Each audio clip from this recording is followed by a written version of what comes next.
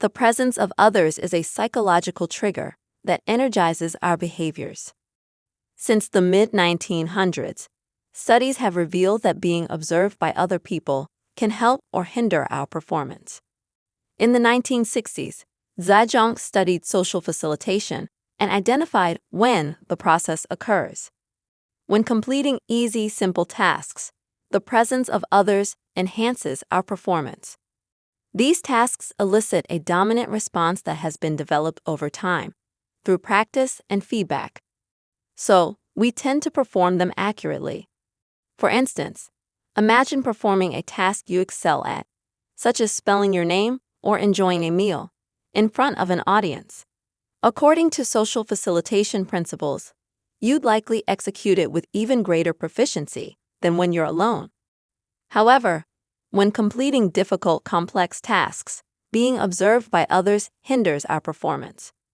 These tasks elicit a dominant response that isn't well developed, as it may be flawed or incorrect.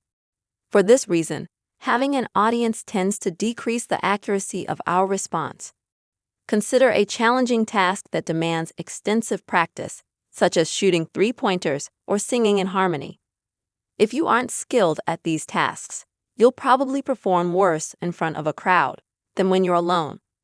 Of course, individual differences play a role in who experiences social facilitation and when they experience it. Whether a task is easy or difficult depends on the person. Scholars have proposed various explanations for social facilitation. From a psychological standpoint, Zajonc's drive theory says the mere presence of others, even if they aren't paying attention to us, can trigger a desire to respond through increased psychological arousal and readiness to act. And we're motivated to perform well in front of them to gain rewards, like smiles, laughs, or applauses, or to make a good impression and maintain our self-concept.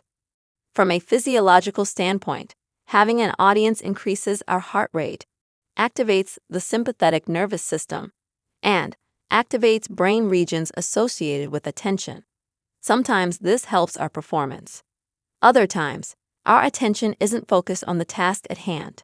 Instead, we're distracted by the audience or focusing too much on ourselves, which ultimately hurts our performance.